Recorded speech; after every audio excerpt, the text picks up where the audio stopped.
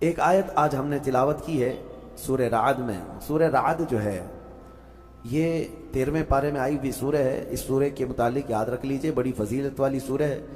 اور جب کسی کے نزع کا وقت آ جائے، روح نکلنے میں تکلیف بڑھ جاتی ہو، تو فرمایا گیا کہ اس کے سرانے کے پاس سورہ رعد کی تلاوت کرے، اس کی روح آسانی سے نکل جائے گی. یعنی نزع میں آسانی، سکرات کے وقت آسانی کے لیے سورہ رعد کی تلاوت سرانے کے پاس کی جاتی ہے. یہ 13ویں پارے میں موجود ہے. رعد کا مطلب ہے یعنی بجلی جو چمکتی ہے، یہ رعد ہے. کڑک جس کو کہتے ہیں. یہ کیا ہے؟ یہ بجلیاں جو چمکتی ہیں اس کے متعلق کیا ہے؟ بارشوں کے موسم میں یا دیگر موسموں میں آپ دیکھتے ہوں گے کبھی آسمان پر اتنی تیز چمک پیدا ہوتی ہے اور پھر اس کے بعد بہت سخت ہیبتناک آوازیں آتی ہیں، بھڑ بھڑ بھڑ کی آوازیں. یہ کیا ہے؟ یہ کیا ہے؟ اس کے متعلق روایات میں ہے کہ فرشتے آسمانوں کو ہانکتے رہتے ہیں اپنے کوڑے سے، اور جب فرشتے کوڑا مارتے ہیں، بعض میں ہے کہ فرشتے جب کوڑا مارتے ہیں آسمان پر تو یہ بجلی کی چمک پیدا ہوتی ہے اور ان کے کوڑے کی آواز ہوتی ہے جو پوری دنیا سنتی ہے. اس قدر ہیبتناک ہوتی ہے. اس سے آپ اندازہ کریں وہی کوڑا قیامت کے دن مجرموں کو مارا جائے گا. آسمان کو جب مارا جاتا ہے تو اتنی تیز روشنی پیدا ہوتی ہے، اور اگر اس سے آگ گر جائے تو نیچے جہاں گرے وہ سب جل کر خاک ہو جائے. اور آواز اتنی خطرناک کہ پورا علاقہ سن لیتا ہے. پھر قیامت کے دن جب فرشتے کوڑے لگائیں گے، وہی کوڑے ہیں. ہمارا جسم کیسے اس چیز کو اٹھا سکے گا، برداشت کیسے کر سکے گا؟ بہرحال ایک آیت ہے اس میں سورہ رعد میں، اس کی تلاوت کرنی چاہیے جب بھی بجلیاں گرجتی ہیں. وَيُسَبِّحُ الرَّعْدُ بِحَمْدِهِ وَالْمَلَائِكَةُ مِنْ خِيفَتِهِ وَيُرْسِلُ الصَّوَاعِقَ فَيُصِيبُ بِهَا مَنْ يَشَاءُ وَهُمْ يُجَادِلُونَ فِي اللَّهِ وَهُوَ شَدِيدُ الْمِحَالِ. اللہ فرماتا ہے یہ کڑک اللہ کی تسبیح بیان کرتی ہے، اس کے حمد کی، اور فرشتے خوف کھاتے ہیں، ڈرے ہوئے ہوتے ہیں. اور اللہ فرماتا ہے یہ بجلیاں اللہ چھوڑ دیتا ہے جسے چاہے جا کر کے لگ جاتی ہیں. یعنی یہ کرنٹ جو چلتا ہے بجلی کوڑے مارنے کے بعد، یہ دنیا میں کہیں نہ کہیں گرتی ہے اور جس کو چاہے وہ بجلیاں جلا کر خاک کر دیتی ہیں. اللہ تبارک و تعالیٰ نے اس کا ذکر اس سورہ میں بیان فرمایا. اسی سورہ میں ایک آیت ہے، اللہ فرماتا ہے ان اللہ لا یغیر ما بقوم حتی یغیروا ما بانفسہم. بے شک اللہ تعالیٰ اس وقت تک کسی قوم کی حالت نہیں بدلتا جب تک وہ قوم خود اپنی حالت بدلنے کی فکر نہ کرے. قوت فکر و عمل پہلے فنا ہوتی ہے جب کسی قوم کی شوکت پہ زوال آتا ہے.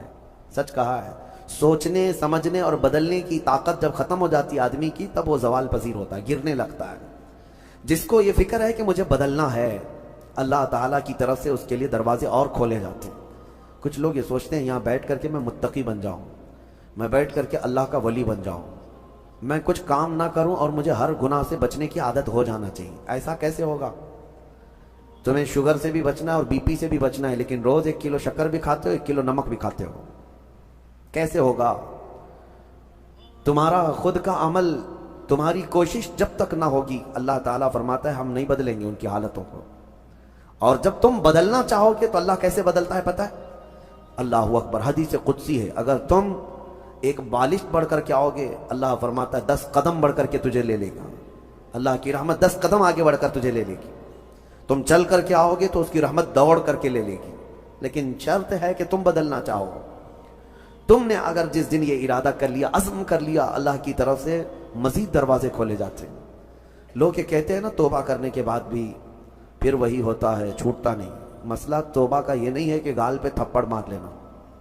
توبہ کا یہ ہے عزم کرنا، پکا ارادہ کرنا، اور اللہ سے یوں عرض کرنا کہ تیرا وعدہ ہے کہ جو بدلنا چاہے، جو بڑھنا چاہے تو اسے بدل دے گا. میں بدلنے کے لیے آگے بڑھ رہا ہوں مولا، اب تو رحمتیں بھیج. پھر دیکھو کیسے نہیں بدلتے. اللہ تمہیں توبہ پر دوام عطا کرے گا. پھر کبھی بھی قدم پھسلے گا اللہ تمہارے لیے مدد نازل فرمائے گا. زندگی ہے، آخری سانس تک کچھ نہ کچھ خطائیں ہوتی رہتی ہے. قدم جب بھی پھسلے گا لیکن مولا تمہیں توبہ کی توفیق ضرور عطا کرے گا. اسی لیے کوشش پہلے خود کے بڑھنے کی ہو، خود کے بدلنے کی ہو. ایک بات یاد رکھیں، ہمارے معاشرے میں اچانک کوئی ہوا نہیں آئے گی جو سب کو پرہیزگار بنا کے چلی جائے گی. ہمارے محلے میں کبھی ایسی بارش نہیں ہو جائے گی کہ اس بارش میں جتنے بھیگ جائیں گے سب اللہ کے ولی بن جائیں گے. نہیں، پرٹیکولر ہر ایک کو بدلنے کی کوشش کرنی ہوگی، تبھی انقلاب آتا ہے۔ ایک ایک آدمی بدلنے کی سوچے اور پھر دیکھیں انقلاب آتا ہے۔ ریولیوشن یوں ہی آتا ہے، لوگوں کی چینجنگ سے آتا ہے۔ میں آپ کو بتاؤں، بدلنا چاہے تو اللہ تعالیٰ کیسے بدلتا ہے۔ آپ نے سنا ہے بشر حافی کے متعلق، بغداد میں شراب کا کام کرتے تھے، شراب کا کاروبار تھا۔ ایک بار انہوں نے ایک تحریر جس میں بسم اللہ لکھی ہوئی تھی، وہ زمین پر کیچڑ میں گری ہوئی تحریر کو اٹھا کر چوم لیا اور گھر پہ لا کر اوپر رکھ دیا۔ اللہ کو یہ ادا پسند آئی، اور اس کے بعد اس زمانے میں موجود ایک بزرگ کے خواب میں میرے آقا صلی اللہ علیہ وسلم تشریف لائے اور کہا جاؤ بشر کو اللہ کا سلام پہنچاؤ، جبکہ وہ شراب کا اڈا چلاتے تھے۔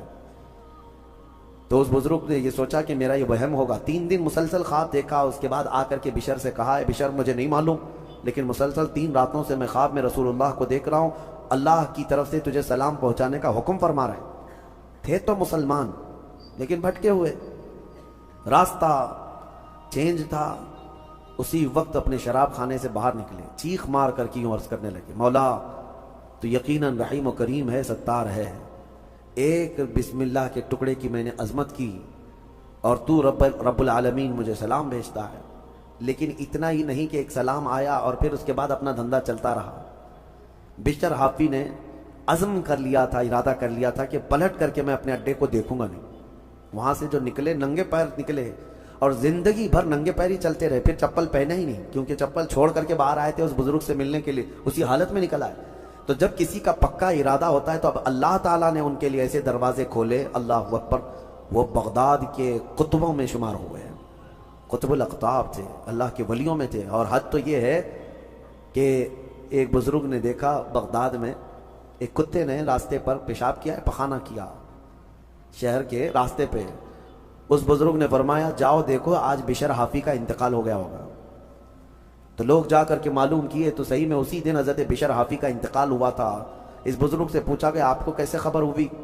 کہا کہ جب تک بشر حافی زندہ تھے پورے بغداد کے کسی راستے پر کوئی جانور پیشاب و پخانہ نہیں کرتا تھا، اس لیے کہ وہ ننگے پیر چلا کرتے تھے۔ اللہ نے ہر راستے کو ان کے لیے پاک کر رکھا تھا۔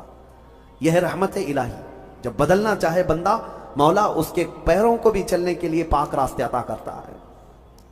میرے عزیزو، اسی لیے اعلیٰ حضرت نے ترجمہ بھی کیا کیا اہدنا الصراط المستقیم کا، کیا اللہ تو سیدھا راستہ دکھا نہیں چلا، کیونکہ اب میں چلنے کی کوشش کر رہا ہوں، میں آ گیا ہوں، نماز میں آیا ہوں، یہ سیدھا راستہ ہی تو ہے، لیکن اب آگے اے مولا تو چلا۔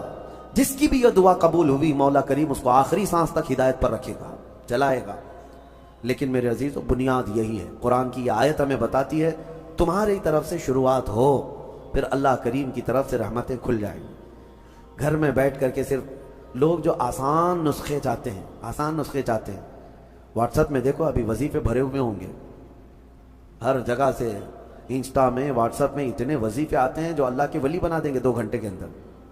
یہ پڑھنے سے وہ ہو جائے گا، وہ پڑھنے سے یہ ہو جائے گا، دوسروں کا مال کھاتے رہو اور وظیفے کرتے رہو، لوگوں کو ٹوپی ڈالتے رہو اور یہاں 100 وظیفے پڑھتے رہو، ان وظیفوں کا اثر نہیں ہوگا۔ تمہارے اندر سے تبدیلی ہو، حرام کھا کر کے تم 1000 بار بھی پڑھتے رہو تو تمہاری زبان سے کوئی جملہ آسمان تک نہیں جائے گا۔ تمہیں ان تمام چیزوں کو چھوڑ کر کے پھر دیکھو، آپ کو پتا ہے محبوب الہی رحمۃ اللہ علیہ کے پاس ایک شخص آیا، کہا میری بیٹی کی شادی ہونی ہے، کچھ دے دیجئے۔ انہوں نے کہا جا باہر کوئی ڈھیلے پڑے ہوں تو لے آؤ۔ وہ 3 ڈھیلے لے آیا، آپ نے کچھ پڑھ کر کے دم کیا، لے جا اس کو۔ اس نے دیکھا ڈھیلے دیے، لیکن باہر آ کر دیکھا تو وہ سونے کے تھے۔ اس کو لے جا کر کے اس نے اپنی بیٹیوں کی شادی کی، کافی قیمت والے تھے اس وقت سونے کے ڈھیلے، لیکن محبوب الہی نے 3 بار قل اللہ احد ہی پڑھا تھا، بس صرف 3 بار قل اللہ احد کا سورہ پڑھ کر کے دم کر کے دے دیا تھا، لے گا جاؤ۔ اب اس نے بیٹیوں کی شادی تو کی، لیکن نسخہ تو ہاتھ میں آ گیا تھا نا۔ گھر میں بہت سارے ڈھیلے جمع کر لیا، بہت سارے پتھر اور اینٹ بھی لا کر کے بیٹھا اور رات میں قل اللہ احد پڑھنے لگ گئے۔ 3 بار تو چھوڑو، 100 بار ہو گئے، آنکھ کھول کھول کر کے دیکھتا تھا وہ ڈھیلا ڈھیلا ہی تھا، بدلتا ہی نہیں تھا۔ 1000 بار ہو گیا سورہ اخلاص، 1000 بار کے بعد بھی وہ ڈھیلے ویسے ہی رہے۔ وہ دوسرے دن اٹھ کر کے آیا اور سوچا کہ پتہ نہیں اور کیا پڑھے تھے۔ پوچھا محبوب الہی سے کہ آپ کیا پڑھ کر کے مجھے دیے تھے؟ کہا 3 بار قل اللہ احد کا سورہ پڑھ کے دیا تھا۔ کہا میں 1000 بار پڑھا، ابھی بھی ڈھیلا ہی ڈھیلا ہی ہے۔ تب آپ نے فرمایا تھا تیری زبان اور ہے، میری زبان اور ہے۔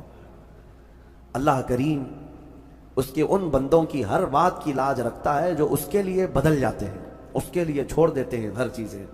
یقیناً آج آپ کے لیے بھی بہت ساری ہیں دعائیں، آپ کی مستجاب ہوں گی، اللہ آپ کی زبان میں اثر عطا کرے گا۔ اس کے لیے کچھ چیزیں چھوڑنے کی کوشش کرو، اس کے لیے کچھ نہیں بلکہ بہت ساری چیزیں چھوڑنا ہے۔ حرام چھوڑنا، میں آپ کو بتاؤں، یہ تو مسلمان کے لیے فرض ہے۔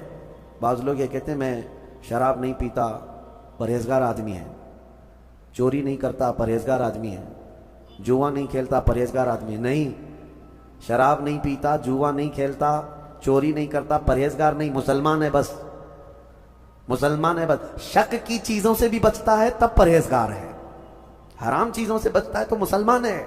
مسلمان کے لیے اتنا تو کرنا ہی ہے۔